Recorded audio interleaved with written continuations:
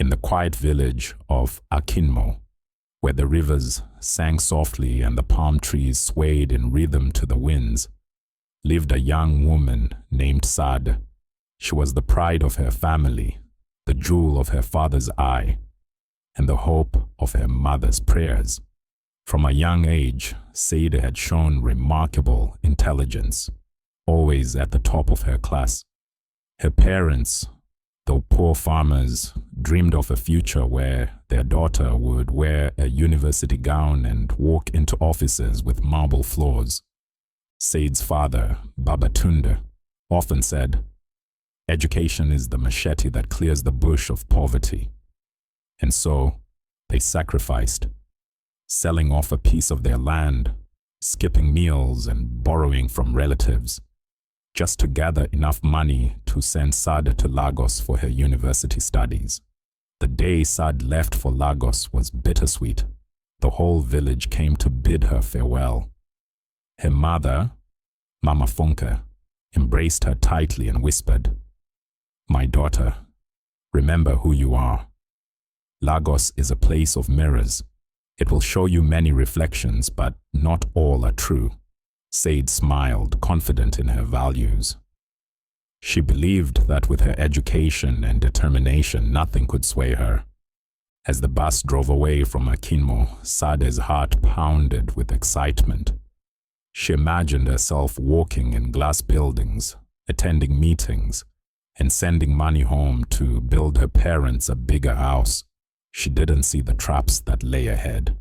She didn't know that in Lagos, beauty could become a currency, and survival often came at a price. Lagos, the city where the streets glistened with promises, and the nights whispered of endless possibilities. Sade's first days in the city were filled with wonder. The towering buildings, the sea of people, the honking danfos. It was overwhelming, yet intoxicating. At university, she immersed herself in her studies, determined to make her parents proud. But beneath the excitement, Lagos had its claws ready. After graduation, reality struck like a thunderclap. Job after job, Sade faced rejection. "We will get back to you," they said. But no calls came. Her qualifications, her first-class degree, seemed invisible in a city where connections often mattered more than competence. The cost of living in Lagos was a beast of its own. Rent, food, transportation. It consumed her small savings quickly. She watched as her peers, girls no smarter than her, flaunted designer bags and new apartments. The difference was clear. They played a different game. Her friends Tinu and Amaka were among them. They had access to places Sade only saw on Instagram. Luxury lounges, private parties, and beachfront hotels. One evening, as Sade sat with them in a modest buka, picking at her plate of rice, Tinu leaned in and said, "Sade, you dey suffer yourself. Lagos has a formula. If you don't play the game, you'll keep watching from outside." Sade frowned. "What game?" Amaka smiled knowingly. "The hook-up game." They explained it simply. Meet a wealthy man, keep him entertained, and in return, he'll open doors. "We're not prostitutes, Sade. It's just smart dating," Tinu added. Sade laughed it off that night, but in her heart, doubt had taken root. The city that once promised her gold seemed to be demanding a different kind of payment. Back home in Akinmo, life was getting harder. The rains had failed and Babatunde's cassava fields yielded little. One evening, Sade's phone rang. It was her younger brother, Kunle. "Sis, Mama said I should ask you, my school fees. They said if we don't pay next week, I'll have to stop coming." Sade's heart clenched. She had no money left. The job rejections, the rising cost of rent, the constant struggle to feed herself. She was drowning. Yet how could she tell her family that their star of hope was now a flickering candle? That night, As she lay awake in her tiny apartment, Sade remembered Mama Funka's words. Lagos will show you mirrors. She saw herself now, not as the graduate the village celebrated, but as a struggling young woman in a city that didn't care for her dreams. The next morning, Amaka called.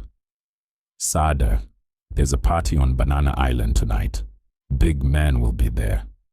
You don't have to do anything you're not comfortable with. Just come and see. With her family's needs weighing on her and her own pride slowly eroding, Sade agreed. She convinced herself it was just one night, one party, one opportunity. But deep down, she knew that this was not the path she had envisioned. Yet survival often doesn't wait for perfect choices. The Banana Island party was unlike anything Sade had ever seen. The house was a palace with golden chandeliers, marble floors, and fountains that seemed to sing. Young women in designer gowns floated through the crowd, their laughter mingling with the clinking of champagne glasses. The air smelled of expensive perfumes and silent negotiations. Sade felt out of place. Her simple gown, though beautiful in Akinmo, seemed plain here. But Tinu and Amaka reassured her. Relax, Sade. Just smile. These men are sharks. They smell fear. Soon enough, she was introduced to Mr. Ajala, a wealthy businessman with a wide grin and eyes that sized her up like merchandise. He was charming, smooth-talking, and made her laugh. By the end of the night, he slipped his card into her hand and whispered, "Call me beautiful." The next day, Sade did. Their first meeting was innocent, a lunch at a high-end restaurant. Mr. Ajala was generous, paying for her meal and handing her an envelope as she left. "For your little expenses," he said. Inside was more money than Sade had ever held. Days turned into weeks. Lunches became shopping trips. Dinners turned into nights at luxury hotels. Mr. Ajala never asked for anything explicitly, but his expectations loomed like a shadow. Sade sent money home to Akinmo. Her father praised her, believing she had secured a good job. Her siblings admired her strength. But every time she looked in the mirror, Sade saw the reflection shifting. The girl from Akinmo was fading, replaced by someone she barely recognized. Yet the game had only begun. With each passing day, the lines between choice and obligation blurred for Sade. Mr. Ajala became more possessive, more controlling. His gifts, phones, handbags, and cash came with silent demands. If she delayed in answering his calls, his tone turned cold.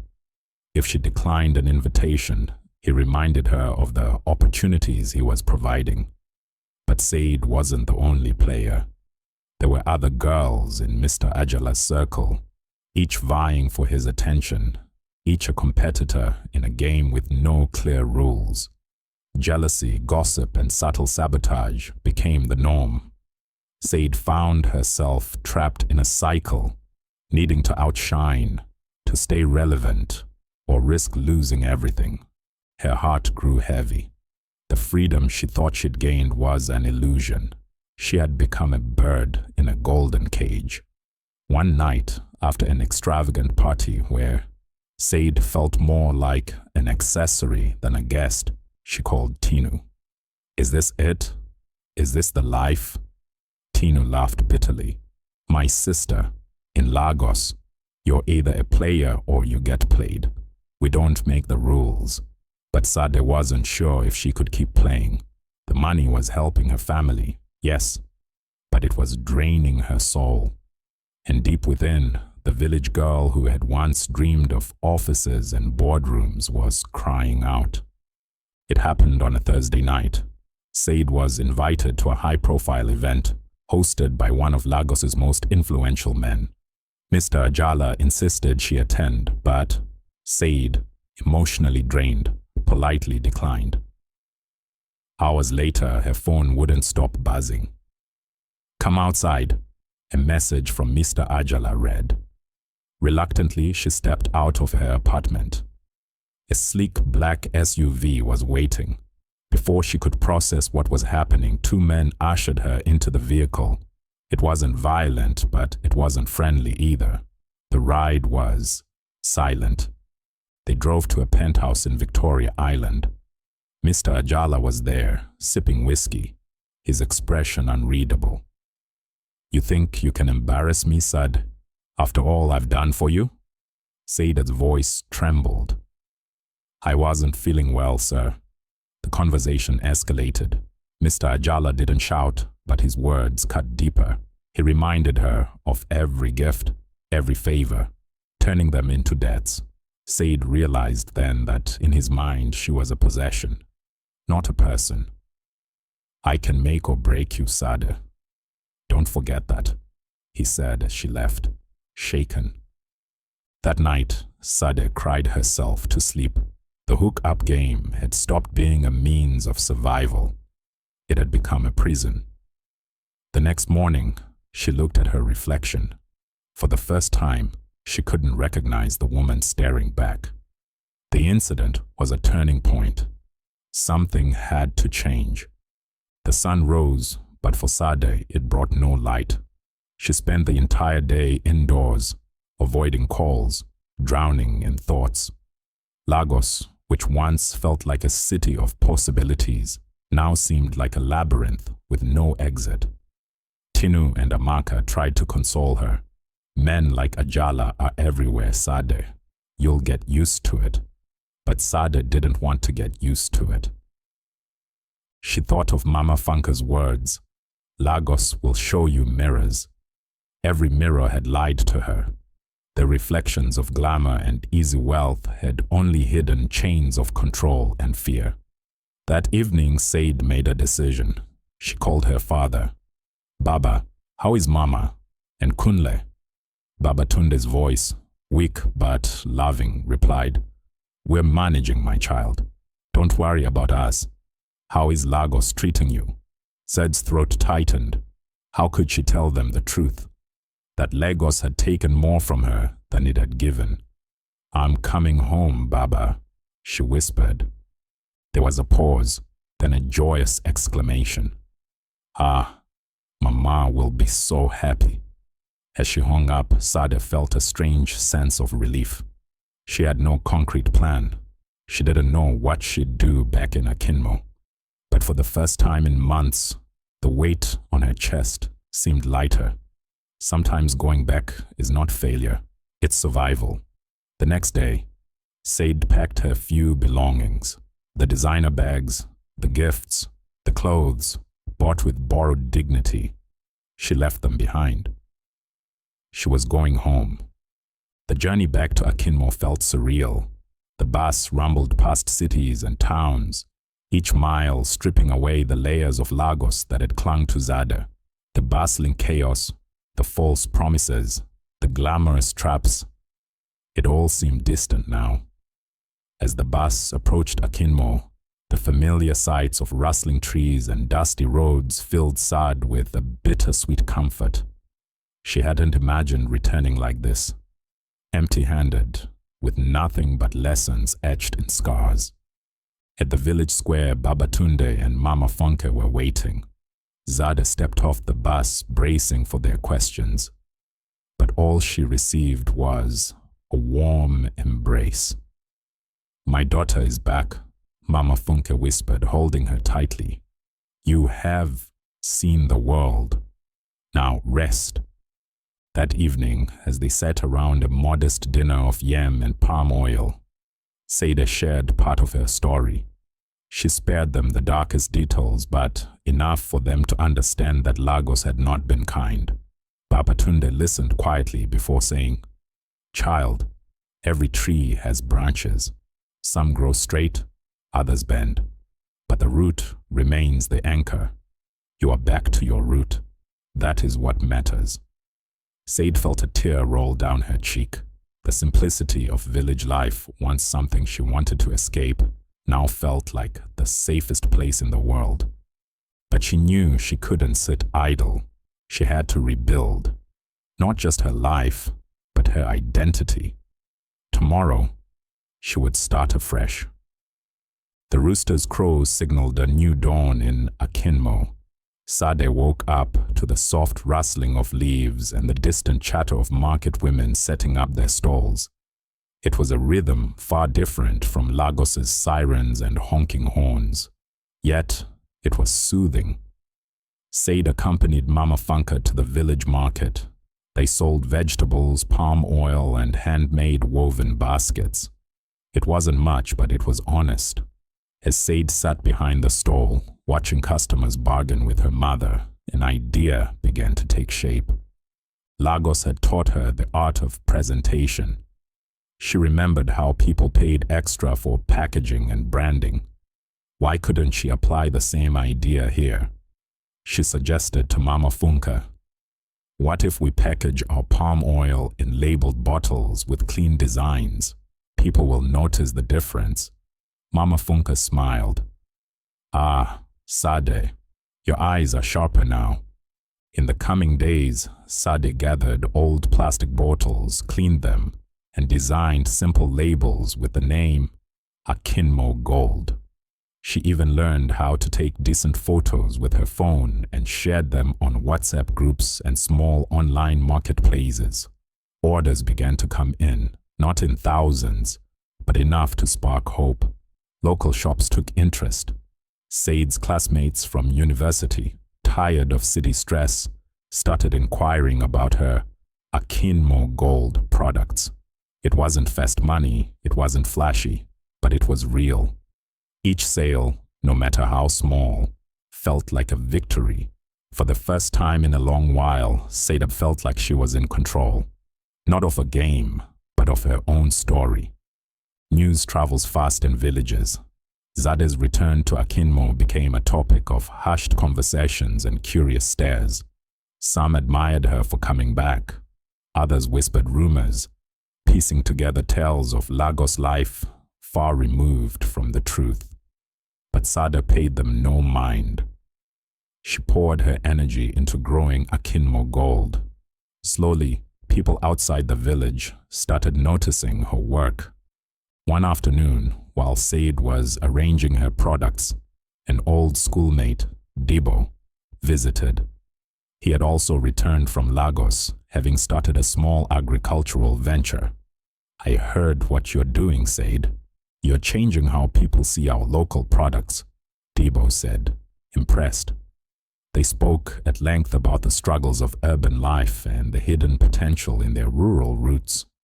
For the first time, Sade felt a sense of pride, not from surviving Lagos, but from thriving on her own terms back home. But Lagos had a way of circling back. One evening, she received a message from Amaka. "Sade, I've been seeing your business online. You're doing well. But babe, you're missing out. There's a new hookup circle. Clean, private, high-class clients. No drama, just easy money." Sade stared at her phone. The message stirred conflicting emotions. A part of her felt insulted. After everything, Amaka still thought she'd return to the game. But another part, the vulnerable part, remembered the taste of quick wealth, the thrill of expensive clothes, and the admiration it brought. That night, she couldn't sleep. The memory of the powerlessness she had felt in Lagos came rushing back, but so did the allure of what Amaka was offering. Was she foolish for struggling with small profits when there was easy money to be made? But then she remembered Mr. Ajala's threats, the way he had spoken of loyalty, as if she were an object. She remembered the nights she cried herself to sleep, longing for the simplicity of Akinmo's dusty roads. Sade picked up her phone and replied, "Thanks, Amaka. But that chapter is closed." Akinmo celebrated the Festival of Return that year, and the elders announced that Sade would be honored. At first, Sade was reluctant. "I haven't achieved anything yet, Baba. My business is still small. But Babatunde smiled. Child, it's not about the size of your harvest. It's about the seed you chose to plant. During the event, Sade stood before the villagers and said, I went to Lagos with dreams. But Lagos taught me that not all that glitters is gold. I chased mirrors and for a while, I lost myself. But when I came back here, with empty pockets, I found something richer. My own hands, my own craft, and my own story. Her speech touched many. Young girls began to approach her, asking how they could start their own small businesses. Sade realized then that her journey had just begun. She wasn't just reclaiming her life, she was changing the narrative. A cooperative society from a neighboring town invited her to share her model. Sade attended, nervous but determined. There, she met women, farmers, traders, widows, each looking for ways to improve their livelihoods. She shared her story openly. One of the cooperative leaders, Madame Busy, approached her. Sade, we need people like you. Let's form a partnership. With that alliance, Sade's business scaled. She taught packaging, marketing, and digital visibility. The cooperative expanded. Akinmo Gold grew into a collective brand, symbolizing women's resilience. Success began to attract attention beyond their village. Local radio stations featured her story. A business magazine from Lagos contacted her. They wanted to highlight how a former Lagos graduate had returned to her village to create a thriving rural enterprise. Babatunde chuckled when she told him, You see, child, when you stop chasing shadows, the light finds you. Sade accepted the offer. But this time she was going to Lagos not as a desperate girl, but as a woman with her own story. The feature was titled, From Hookups to Startups, How Sade of Akinmo Turned Her Story Around. It sparked conversations. Young women reached out asking for mentorship. Among the messages was one from Amaka. When Sade returned home, Amaka was waiting at her doorstep. Dressed in luxury but with weary eyes, she confessed, I'm tired, Sade. I don't know any other way. Sade extended a hand. Come work with me, Amaka. It won't be fast money, but it will be honest. Together, they expanded Akinmo Gold. Amaka's skills in networking and negotiation became invaluable. Distribution spread to nearby cities. NGOs offered support. Men from Sade's past tried to re-enter her life, this time disguised as investors, but she declined. We build this with our hands. We'll grow it on our terms. The cooperative flourished. The village decided to hold a homecoming celebration for Sade, but she insisted, This is not about me. It's about every woman who chose to build instead of borrow. During the event, she stood alongside Amaka and the women of the cooperative. I once thought success was wearing the city's crown.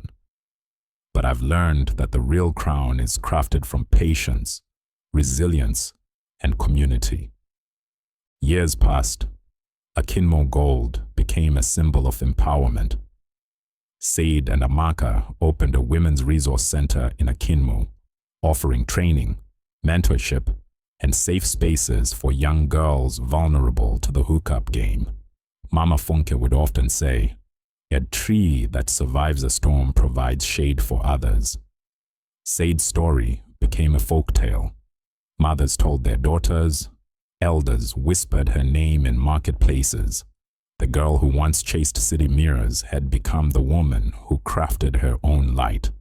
And so, the hookup game ended, not with shame, but with wisdom. A legacy was born.